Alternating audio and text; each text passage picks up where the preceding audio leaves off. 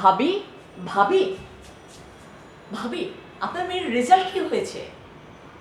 ও, ভালো করেনি। আমার ছেলের রেজাল্ট কিন্তু অনেক ভালো হয়েছে, জিপিএ 5 পেয়েছে। অবশ্য আপনার মেয়েকে যে পরিমাণ ফেসবুকে দেখতাম, ওর যে রেজাল্ট ভালো হবে না আমার কিন্তু আগেই মনে হয়েছিল। আচ্ছা ভাবি, এখন ওকে একটা ভালো কলেজে কিভাবে ভর্তি করাবেন? এরপর একটা ভালো ইউনিভার্সিটি, একটা ভালো জব, এগুলো কিভাবে করবে সে? মেয়েকে তো আবার একটা ভালো বিয়েও দিতে হবে, তাই না?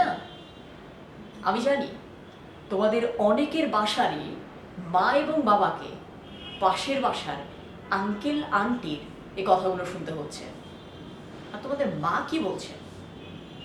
তোমাকে তো আমি কখনো পড়তে দেখি না, সবসময় তো শুধু ফ্রেন্ডের সাথে বাইরে যাও আর রাত জেগে ল্যাপটপ। কিভাবে তোমার রেজাল্ট ভালো হবে? আমি জানি এই সময়গুলো আসলে অনেক কঠিন যায়।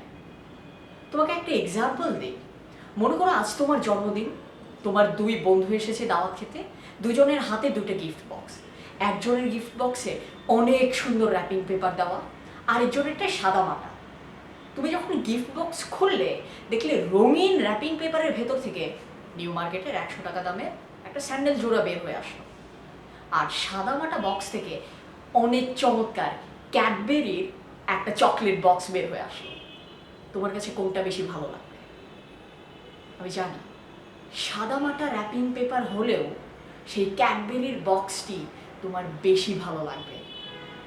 এই রেজাল্টগুলো আজকে যখন পাবলিশ হলো, এরপর যখন তোমার এটা মনে হচ্ছে যে তোমার বাবা মা এই খারাপ রেজাল্টের কারণে সারা জীবন তোমার সাথে কোনো দিনই আর ভালোভাবে কথা বলবেন না, কিংবা তোমাকে আর কোনো দিন আদর করবেন না, সহজে একটা বিষয় বোঝার চেষ্টা করো। এই পৃথিবীতে তোমার বাবা মার সবচেয়ে দামি গিফট তুমি। আর এই পৃথিবীতে বেশ কিছু দোকান রয়েছে, স্কুল, কলেজ, ইউনিভার্সিটি, যারা কিনা বিভিন্ন ধরনের র্যাপিং পেপার বিক্রি করে। যাকে তাদের অনেক ভালো লাগে তাকে তারা অনেক রঙিন নামের একটি র্যাপিং পেপার, যার নাম হচ্ছে গোল্ডেন এপ্লাস, তাকে সেটি দেয়। যাকে তার একটু কম ভালো লাগে তাকে তারা জিপিএ 5 নর্মালটা দেয়। যতই ভালো লাগার পরিমাণটা কমে যায় মানুষগুলোকে দেখে, এই স্কুল কলেজ ইউনিভার্সিটির দোকানগুলো তাদেরকে আস্তে আস্তে ডিসকালার্ড র্যাপিং পেপার দেওয়া শুরু করে। কিন্তু র্যাপিং পেপার কি বেশি ইম্পর্টেন্ট, নাকি র্যাপিং পেপারের ভেতরের গিফট বেশি ইম্পর্টেন্ট? তোমার বাবা মার কাছে এই র্যাপিং পেপারের চেয়েও ভেতরের যে গিফট, সেটার ইম্পর্টেন্স অনেক বেশি। আমি জানি এই সময়গুলো আসলে কাটানো খুবই টাফ। একটা সহজ সলিউশন দিয়ে দিই। যখন লাইফে যে কোনো ধরনের সমস্যায় পড়বে, সব সমস্যার একটি মহৌষধ, সময়।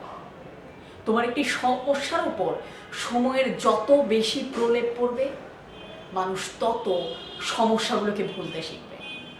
আমি জানি তোমাদের অনেক ফ্রেন্ডের সাথে এখন তোমার সম্পর্ক নষ্ট হয়ে যেতে পারে, তোমার জন্য হয়তো একটা ভালো কলেজে পড়া অনিশ্চিত হয়ে যেতে পারে। ধরে নিলাম তুমি কোনো ভালো কলেজে চান্স পাওনি। তুমি যদি কোনো ভালো কলেজে চান্স পাও, তুমি কলেজকে নিয়ে গর্ব করতে। আর যদি তুমি কোনো মাঝারি কলেজে চান্স পাও, সেখানে গিয়ে যদি ভালো কিছু করো, একদিন কলেজ তোমাকে নিয়ে গর্ব করবে। যে পাশের বাসার আন্টি এবং তোমার বন্ধুরা আজকে তোমার বন্ধুত্ব ছেড়ে দিচ্ছে, ছাড়তে দাও। পাশের বাসার আন্টির আসলে কোনো দোষ নেই, তার গল্প করতে অনেক ভালো লাগে, তার তো একটা গল্প বলার টপিক দরকার। আজ থেকে 5 বছর পর তুমি সেই আন্টিকে ডাকো, ডেকে আন্টিকে বলো, আন্টি সেদিন তো অনেক গল্প করেছিলেন আমার রেজাল্ট নিয়ে। আন্টি এরপর যেটা হয়েছে, আমি না একটা মোটামুটি কলেজে আমি ভর্তি হই। ভর্তি হওয়ার পর আমার খুব আগ্রহ ছিল মিউজিকের উপর, আমার খুব আগ্রহ ছিল স্পোর্টস এবং সায়েন্স প্রজেক্টের উপর। আমি সেগুলো নিয়ে দিন রাত পরিশ্রম করি। পরিশ্রম করে বেশ কিছু কম্পিটিশন হয়, আমি কম্পিটিশনগুলোতে অ্যাটেন্ড করি। এবং জানেন আন্টি, ওই কম্পিটিশনগুলোতে যখন আমি অ্যাওয়ার্ড পেতে শুরু করলাম, আমাকে নিয়ে ন্যাশনাল ডেইলিতে নিউজ বের হলো, দেখবেন দাঁড়ান দাঁড়ান দেখাচ্ছি আপনাকে। এই যে আপনার না আন্টি, আমাকে নিয়ে অনেক গল্প করতে ইচ্ছা হয়।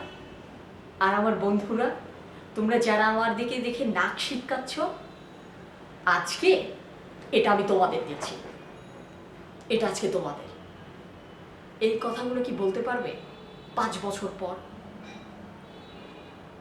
ফুল লাইফটা শুধুমাত্র এই র্যাপিং পেপারগুলোকে কালেক্ট করায় ব্যয় করো না। র্যাপিং পেপারের ভেতরের গিফট, সেটা কি চায় সেটাকে পরিচর্যা করো। তাহলে এখনকার যে ডিসকালার্ড র্যাপিং পেপার না, এগুলোকে নিয়ে তোমার ফিউচারে কখনোই কষ্ট পেতে হবে না। সবাইকে ধন্যবাদ।